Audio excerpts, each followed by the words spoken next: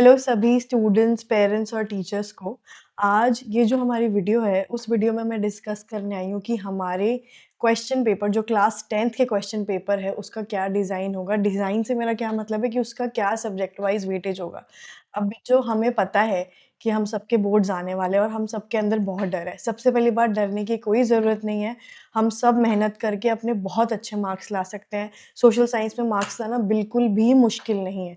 बस थोड़ी-सी समझ की ज़रूरत है और हम बहुत अच्छे से मार्क्स ला सकते हैं। जैसे कि आप लोग मेरी स्क्रीन पे देख पा रहे हैं, कोई भी क्वेश्चन पेपर अटेंड करने से पहले हमें ये समझना ज़रूरी है कि हमारे क्वेश्चन पेपर में हमें क्या एक्सपेक्ट करना है, कि मतलब मुझे किस तरह के क्वेश्चन आ सकते हैं, क्या चैप्टर की क्या वेटेज है। अक्सर ये सवाल बच्चों के, पेरेंट्स के और टीचर्स के रहते हैं। टीचर्स के इसलिए क्योंकि जब वो प्रैक्टिस पेपर्स बनाती है, पेरेंट्स की इसके लिए ताकि जब वो बच्चों के लिए सप्लीमेंट्री ढूँढते हैं और बच्चों को तो पता ही होना चाहिए कि हम किस चैप्टर को ज़्यादा वेटेज दें।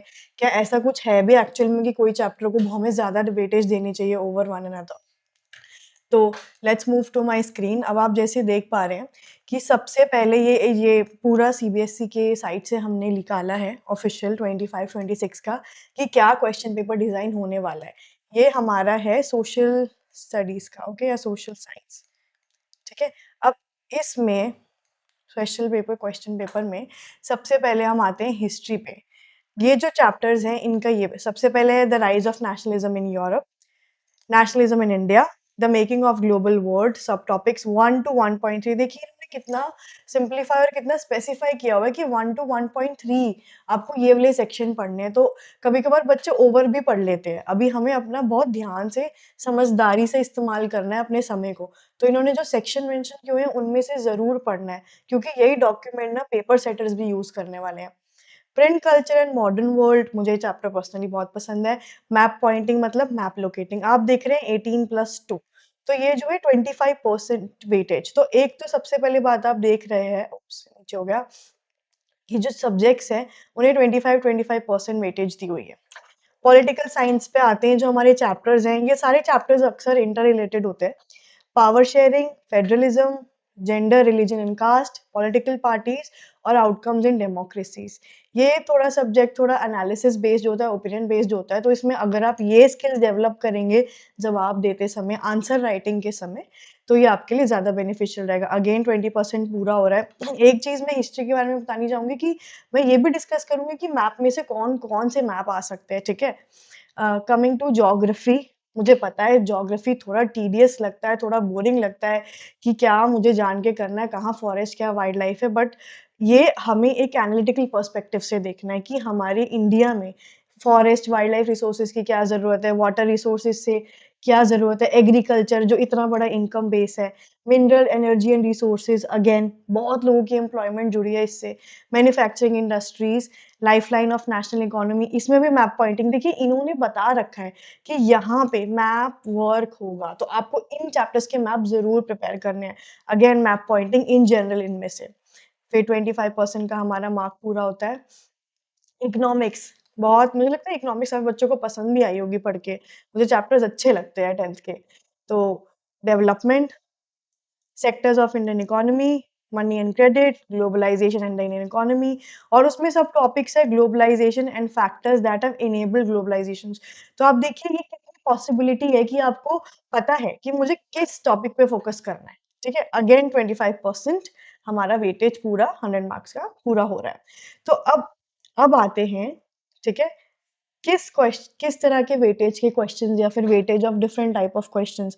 अब हमें ज़्यादातर मैम एमसीक्यू प्रिपेयर करने हैं या 4 मार्क के प्रिपेयर करने हैं। अक्सर बच्चे डायरेक्शनलेस होते हैं कि हमें 4 मार्क के हिसाब से आंसर लर्न करने हैं, 5 मार्क के हिसाब से। सबसे पहले मैं दोबारा बोल रही हूँ, घबराने की ज़रूरत नहीं है। आपको जब कॉन्सेप्ट क्लियर होगा तो आप 2 नंबर का भी आंसर लिख लोगे और 5 नंबर का भी आंसर लिख लोगे, ठीक है?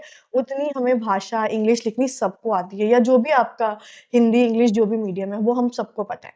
देखिए, सो 80 मार्क में से हमारा 20 मार्क का पेपर होगा एमसीक्यू, ठीक है? Including of assertion reason, differentiation and stem.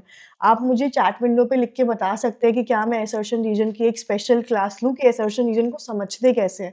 क्योंकि मैंने अक्सर देखा है बच्चे असर्शन रीज़न को नहीं समझ पाते, और ये विंडो पे कुछ आ गया, कोई बात नहीं। अ, मैंने हटा दिया। सो असर्शन रीज़न कैसे समझना है, उसके जवाब कैसे ढूँढने हैं। 2 marks long answer question 4 into 2, ठीक है? मतलब 4 क्वेश्चन आएँगे, ठीक है? 4x2, ठीक है? Knowledge, understanding, application, analysis, evaluation, synthesis and create. भैया ये क्या है? कुछ घबराने की ज़रूरत नहीं है। नॉलेज बेस्ड क्वेश्चन होंगे, अंडरस्टैंडिंग बेस्ड क्वेश्चन होंगे, एक आध एप्लीकेशन बेस्ड क्वेश्चन हो सकता है, ठीक है? कि इस सिचुएशन में आप क्या करेंगे, ठीक है? इस सिचुएशन को एनालाइज़ करके बताइए कि यहाँ पे ये मिनरल रिसोर्स है तो सरकार को क्या करना चाहिए, ठीक है? Next we have 3 mark long question 5, 5 questions होंगे, ठीक है? आप देख पा रहे हैं ये ऐसे-ऐसे आपको मार्क्स भी कैलकुलेशन में आ जाएगा। नॉलेज, अंडरस्टैंडिंग, एप्लीकेशन, एनालिसिस तो इसमें भी इन्हीं तरह के सवाल होंगे, ठीक है? तो एक चीज़ हमें 2 मार्क और 3 मार्क के क्वेश्चन अटेंड करने में पता है कि एक तो हम कितना लंबा आंसर लिखेंगे उसकी लेंथ वेरी करती है, ठीक है? और किस तरह से लिखेंगे वो वेरी करता है। वो भी हम कमिंग वीडियोज़ में समझेंगे। 4 मार्क्स केस स्टडी क्वेश्चन मुझे पता है ये कुछ बच्चों को डराता है, पर अगर एक बार समझ गए ना ये सबसे ईज़ी क्वेश्चन्स होते हैं करने में। केस स्टडी एक बार आप समझ गए, ये सबसे ईज़ी क्वेश्चन होते हैं, इसके मार्क्स तो आप समझ ही लो कि आपको 12 मार्क्स मिल गए, अगर आप केस स्टडीज़ करना सीख गए। 5 marks long answer question. Again ये लॉन्ग आंसर क्वेश्चन कोई भी एक्सप्लेनेशन बेस्ड हो सकते हैं क्वेश्चन, ठीक है? कि हिस्टोरिकल कि वो नेशनलिज़्म इन यूरोप कैसे आया या फिर आप नेशनलिज़्म इन इंडिया को कैसे व्यू करते हैं। ये सब थोड़े लंबे एक्सप्लेनेशन बेस्ड क्वेश्चन जिनके आंसर हम पॉइंटर्स में देना प्रेफ़र करते हैं। पॉइंटर्स में पैराग्राफ जैसे 1 पॉइंट 2-3 लाइन का और मैप पॉइंटिंग तो आपका मैप 5 मार्क्स का पक्का आएगा, ठीक है? तो अब हाँ, तो जैसे कि अभी मैंने बताया कि ये है पूरा आपका 80 मार्क्स का ब्रेकअप, ठीक है? कि कैसे आपके जो मार्क्स हैं वो किस सेक्शन में कैसे-कैसे बँटे हुए हैं। मैं दोबारा रिपीट कर रही हूँ, हमारे पास 20 क्वेश्चंस होंगे एमसीक्यू फॉर्म में, 4 क्वेश्चंस होंगे 2 मार्कर्स, 5 क्वेश्चंस होंगे 3 मार्कर्स, 3 क्वेश्चंस होंगे 4 मार्कर्स और 4 क्वेश्चंस होंगे 5 मार्कर्स, ठीक है? तो अब सबसे पहले ना नंबर ऑफ क्वेश्चन से घबराना नहीं है, ठीक है? टाइम मैनेजमेंट के बारे में हम बात करेंगे। आप जब भी पेपर लिखें बहुत ठहराव से लिखें, ठहराव मतलब धीरे नहीं, समझदारी से लिखें, ठीक है? तो ये थे हमारा क्वेश्चन पेपर कि क्या-क्या, किस-किस वेटेज में आएगा। तो अब आप समझ गए हैं कि एमसीक्यू की भी उतनी ही समझने की ज़रूरत है जितने की लॉन्ग आंसर की, ठीक है? तो अभी हम देख रहे हैं कि एमसीक्यू हमारा बैठ रहा रेशियो बैठ रहा है रफली 60:20, ठीक है? तो 60 में हमारे सारे सब्जेक्टिव आ गए हैं और 20 में हमारे सारे ऑब्जेक्टिव आ गए हैं, ठीक है? सो आज की वीडियो का हमारा सबसे पहला मकसद यही था कि हम समझ पाएँ कि क्वेश्चन पेपर में क्या-क्या आने वाला है, उसकी क्या वेटेज है।